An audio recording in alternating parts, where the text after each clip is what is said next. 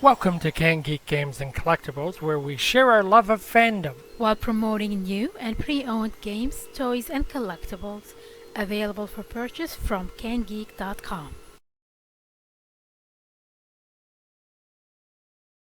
Everyone, how's it going? It's Scott here from Geek Games and Collectibles. Welcome as always to the Geek YouTube channel and to our Geek Speak video for the week of February the 20th. Now, last Thursday, Star Trek Picard Season 3 Episode 1 premiered, and I want to throw a prediction out there right now about the direction that this season is taking. Be forewarned, what I'm about to say next does include some spoilers. I believe that you will find, if you've watched the first episode of Season 3, that Beverly Crusher's new son will also be Picard's son.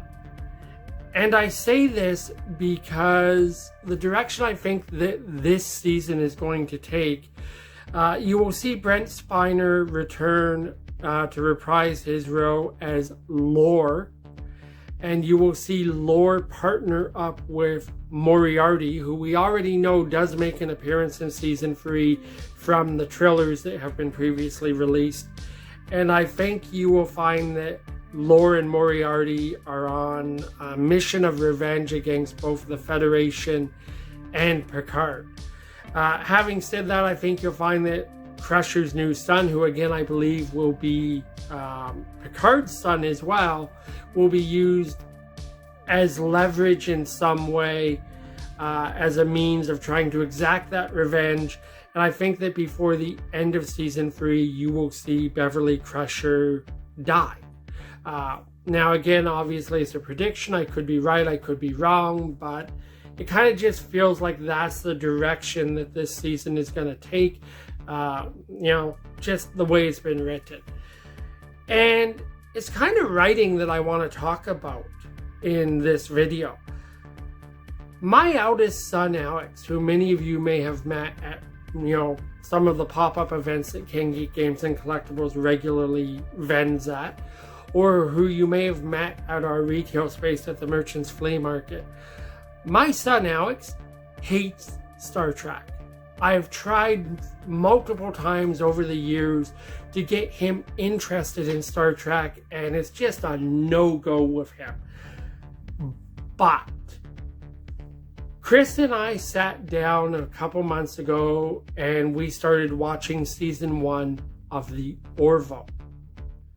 And yes, we were late to that party. I don't know why it took us so long, but the Orville is now available on Disney Plus, and we started watching Season 1.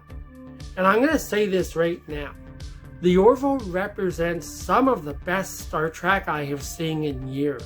And yes, I did just say Star Trek, because there is no question about it that the Orville finds its roots in Star Trek. But what sets the Orville apart from Star Trek, in my opinion, is that the writing for the Orville just seems so much better. Again, it comes down to the writing. I mean, Seth MacFarlane has a killer head on his hands as far as I'm concerned with the Orville. The writing is great. The actors hired to portray these characters are great. It's just a story that I cannot get enough of. More importantly, it's a story that my son Alex cannot get enough of. He started watching Season 1 with us, and it's all he wants to watch now is the Orville. Now we're midway through Season 3 at this point. Unfortunately, I do know how Season 3 ends because my curiosity got the better of me, and the internet makes all that information available. I'm not going to ruin it for anyone who hasn't seen it yet, but Season 3 kind of, just solidifies what I've been saying thus far, that the Orville and the writing for this series represent some of the best Star Trek that I've seen in years. And I say this as a long-term Star Trek fan. Now, unfortunately, at this point, there has been no decision made on, green lighting and moving forward with Season 4 of the Orville. fingers crossed. I really hope we do get a 4th season.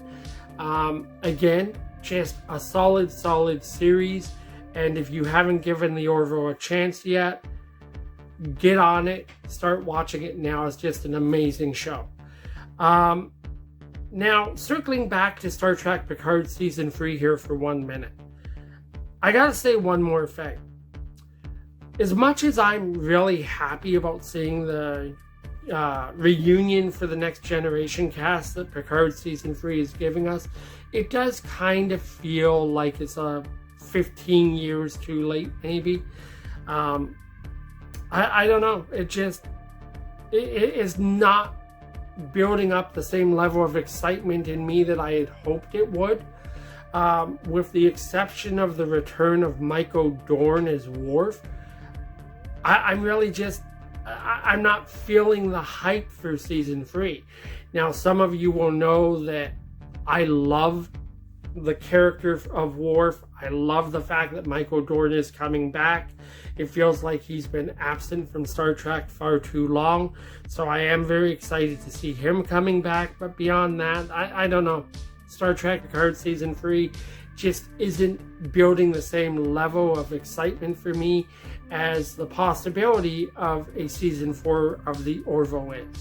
So, I don't know. It is what it is. But again, if I can get my eldest son Alex, hooked on the Orville, this being someone who has zero interest at all in Star Trek, then trust me when I tell you the Orville is worth watching. It is available now on Disney+, so if you haven't started watching it yet, jump on that. As always, thank you very much for continuing to support us here at King Geek Games and Collectibles, and for listening to me ramble during this video. If you have seen the Orville thus far, let me know in the comments below what your thoughts are on this series, and if you are watching Star Trek Picard Season 3, feel free to share your thoughts on the direction that you think that series is going to take as well with us in the comments down below. In the meantime, thanks again for continuing to support us. We'll talk again soon, but until we do, each and every one of you, take care of yourselves.